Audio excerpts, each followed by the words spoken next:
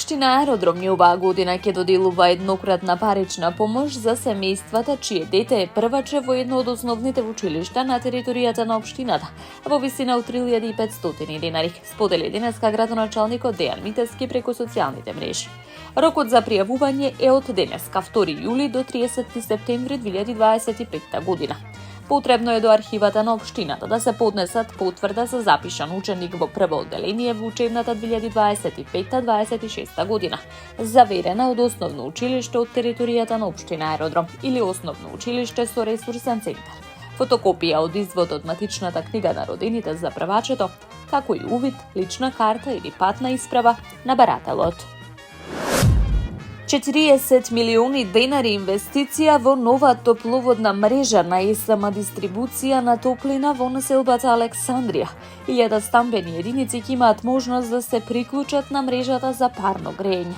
Целата активност е од витално значење за задоволување на растечките потреби за снабдување со топлина на објектите, како и за намалување на загадувањето на воздухот, сподели денеска градоначалникот на општина Ѓурче Петров Александар Стојковски. Благодарение на добрата соработка со директорот господин Петар Милетич го започнуваме со реализација проектот за изградба на линејска инфраструктурна градба на нов секундарен вод 52 милиарди 70 милиони 140.110 од постоечката шахта до новопланираната шахта во населбата Александрија на улицата Новопланирана 245 во општината Ѓурче Петров, Скопје, истакна Стојковски во својата Facebook објава. Градоначалникот на Ѓурче Петров порача дека посветената работа во координација со државните институции вродува со плодни проекти во интерес на сите граѓани.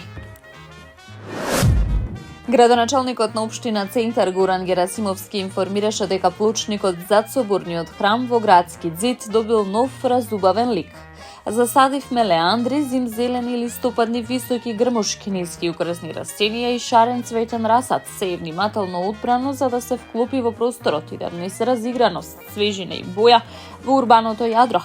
Едно од најчестите барања на малските средби е повеќе зеленило, уредени површини, токму тоа и го правиме чекор по чекор. Со внимание го слушаме гласот на граѓаните за да го направиме нашиот центар поубав и попријатен за живење, напиша Герасимовски на социјалните мрежи. Во насока на унапредување на условите за работа на земјоделците и година во општина Илинден го реализира проектот за спроведување на бесплатни агрохемиски анализи на обработлива почва, сподели денеска градоначалникот Александар Ѓорѓиевски преку социјалните мрежи. Тие и овој пат оваа активност ќе ја реализираат во соработка со Факултетот за земјоделски науки и храна од Скопје. Истата опфаќа 20 различни локации во сите населени места во општината. Проектот за прв пат го спроведовме во 2022 година. Целта на истиот е земјоделците да добијат стручни информации за состојбата на почвата која ја обработуваат, што ќе им овозможи прецизно и рационално ѓубрење на културите, зголемување на приносот, подобрување на квалитетот на земјоделските производи, како и намалување на загадувањето на почвата, истакна Ѓорѓиевски.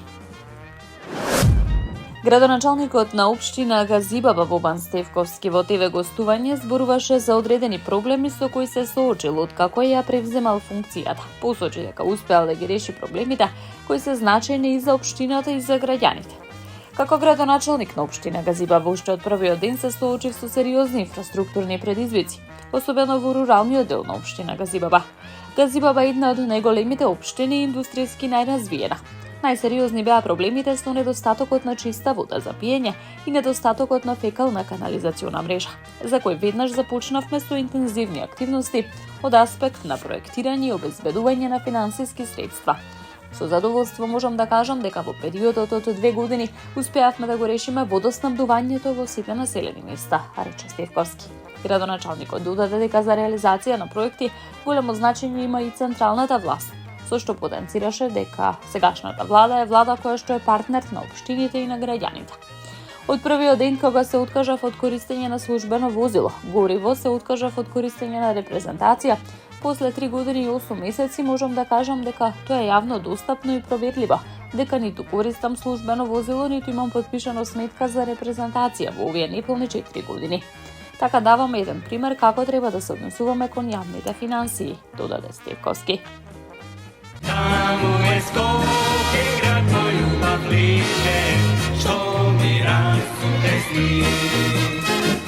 Вечно ќе ја